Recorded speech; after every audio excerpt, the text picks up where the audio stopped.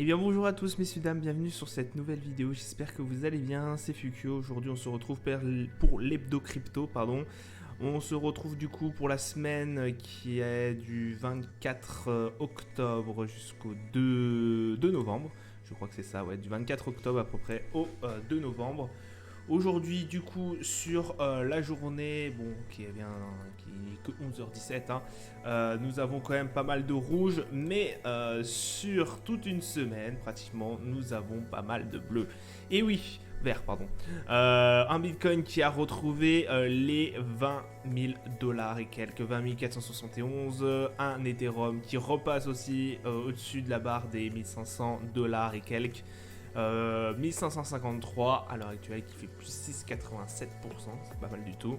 BNB au-dessus des 300 dollars, 318, plus 11,82. Le Solana plus 2,89 à 31 dollars 53.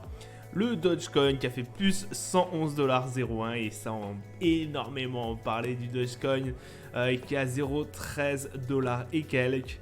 Voilà, pas mal de choses qui ont bougé, effectivement. On a eu des beaux rebonds hein, sur les marchés traditionnels. Voilà, donc ce qui explique aussi un peu le rebond de la crypto-monnaie. On est en grosse phase d'attente, effectivement. Ça va être la première news, pardon. Effectivement, oui, on est en phase d'attente. Là, on est à 11h18. Je sais que sur les environs de 18h, nous avons la Réserve fédérale, hein, la Banque centrale américaine qui devrait relever ses taux et par la suite avoir une intervention de Jérôme Powell. Bien évidemment, ceci va énormément impacter les investisseurs et notamment le monde de la crypto-monnaie. Donc voilà, soyons très attentifs. On va vraiment savoir où va se fixer le marché là pendant le reste de la semaine. Effectivement, s'il va être plutôt baissier ou haussier, je pense qu'on va pas avoir non plus d'énormes mouvements à moins que Jérôme Powell décide de nous lâcher une bombe en conférence de presse. Effectivement, on le sait que le relèvement de taux va être d'environ 75 points de base. Hein. Voilà, normalement c'est déjà adjugé. Normalement, on peut toujours avoir, on peut toujours avoir des petites suspicions, mais selon le consensus, ça serait 75 points de base. Ce qui va énormément nous intéresser, c'est ce que va dire Jérôme Powell lors de la conférence de presse. Effectivement, il peut décider par la suite de dire bon, là on a quand même pas mal levé les taux, on a eu quand même des indicateurs comme quoi l'inflation commençait à se calmer au niveau US, donc on sera un peu plus clément par la suite en relèvement de taux, donc peut-être 50 points de base, etc. etc. Ça serait dans la meilleure optique. Donc là, dans ce cas-là, les marchés monteront et là, vous aurez un Bitcoin qui, à mon avis, pourrait casser ce niveau des 20 000 dollars et quelques et repartir de plus belle. Ce n'est qu'une supposition, hein, comme je vous le dis. À l'inverse, il n'y a pas forcément de nouvelles de lui, enfin de nouvelles sur le futur. S'il ne nous dit pas voilà ce qu'il va faire dans le futur, ou même si ce dernier décide de contrairement dire bah écoutez l'inflation est encore très forte aux US, de toute façon là on est toujours à 8% et quelques, et je vais décider du coup de toujours maintenir ces hausses de taux aussi fortes qu'il le faudra. Là, le marché risquerait de effectivement baisser encore un peu et aussi d'impacter le monde de la crypto. Donc là, on se retrouverait plutôt en dessous des 20 000 et quelques dollars. Bon, ceci est que spéculation, on va dire. Hein. N'oubliez pas, mais c'est vraiment une réunion pour vous dire très importante. Soyez extrêmement focus. Hein. Je ne sais pas si j'aurai le temps de sortir cette vidéo avant que la Fed parle. Bon, dans les actus, on a forcément aussi Dogecoin, pardon. Effectivement, le Twitter a été racheté par Elon Musk. Pour ceux qui ne le savent pas. Alors Elon Musk, c'est pour les ignares, j'ai envie de vous dire, pour ceux qui ne connaissent pas Elon Musk, c'est l'homme le plus riche du monde, celui qui possède Tesla et notamment SpaceX, et puis d'autres infrastructures comme Starlink.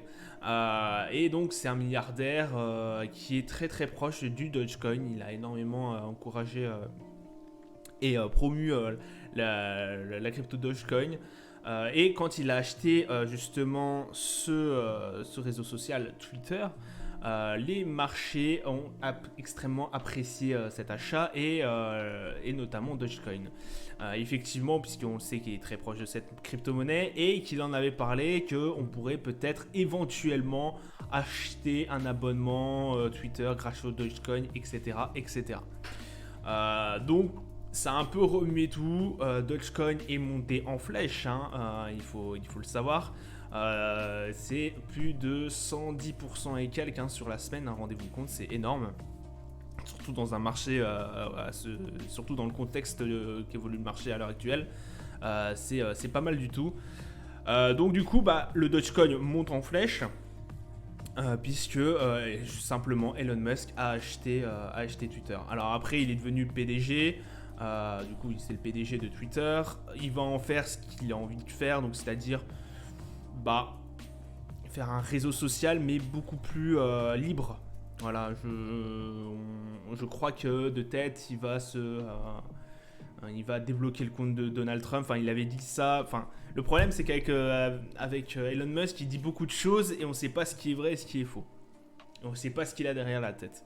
Mais là, du coup, ce gros achat a fait monter les cryptos de manière forte, puisqu'effectivement, on parlerait qu'il veut instaurer, parce qu'il est très proche de la crypto-monnaie, il veut instaurer un paiement via la crypto, etc., etc. Et dans ce cas-là, ça pourrait être Dogecoin qui soit choisi, et là, ça fait péter les investissements au niveau du Doge.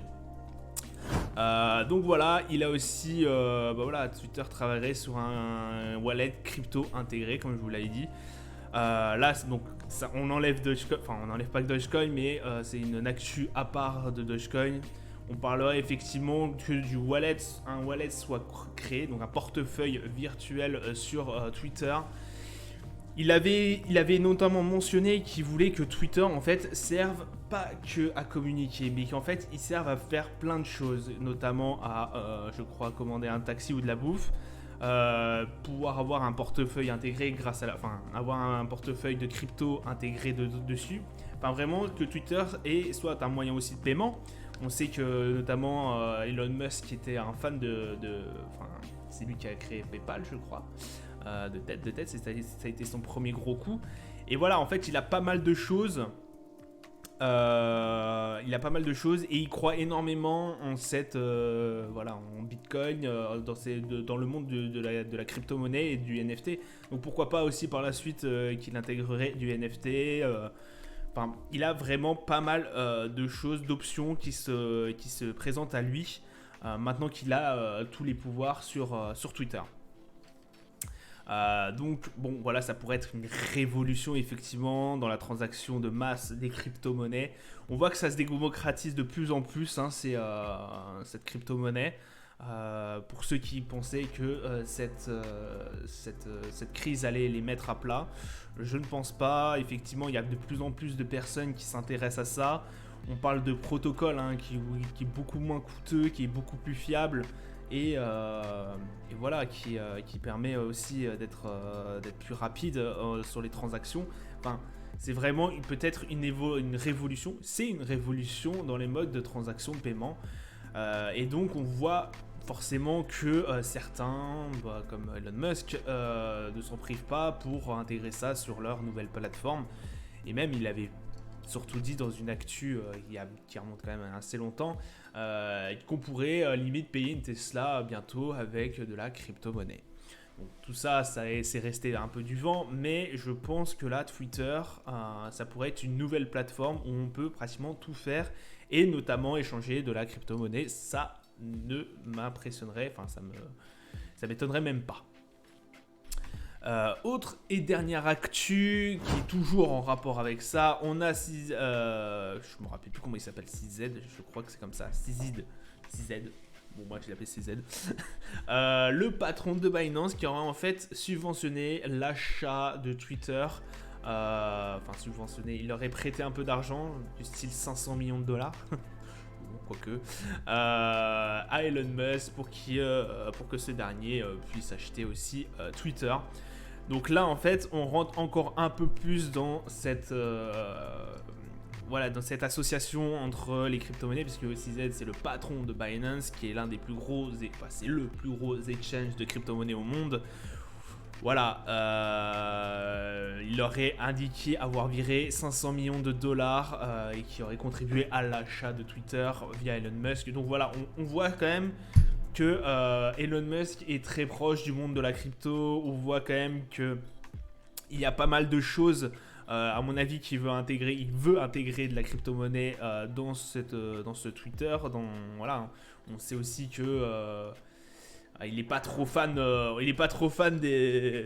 la monnaie comme ça, enfin de la monnaie normale. Voilà, avec PayPal et autres, c'est pareil, hein, le paiement a été fait de façon très fluide et que sans l'État puisse piocher dedans et taper une commission. Alors oui, dans une certaine forme, ils peuvent prendre une commission parce qu'après, l'État peut prendre de l'argent une fois que vous l'avez reversé dans votre vrai compte bancaire, pardon. Mais là, voilà, on sait que Elon, il n'est pas très fan de ça, enfin pas très fan que l'État mette la tête dedans. Bon, au bout d'un moment, de toute façon, il sera obligé de faire avec. Mais voilà, c'est pour ça qu'il s'allie énormément aussi à l'aspect crypto-monnaie qui échappe un peu à... Bon, même si même s'il y a pas mal de régulations, on voit que la crypto-monnaie est quand même...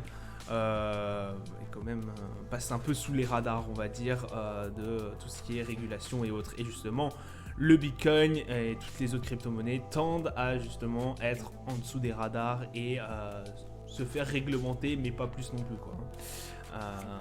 Je pense qu'on a un bel avenir qui continue. Donc voilà, espérons beaucoup de choses pour Twitter qui pourraient ramener les crypto-monnaies, voire amener plus loin les crypto-monnaies sur les plus hauts. Et puis voilà, hein, ça pourrait être un très grand avancement pour le monde de la crypto et aussi pour faire connaître et puis pour faire connaître le monde de la crypto et aussi le démocratiser. Hein, voilà. Ça sera tout pour moi pour aujourd'hui. Je vous souhaite une agréable journée, une bonne semaine à vous et je vous dis à plus tard. Ciao ciao.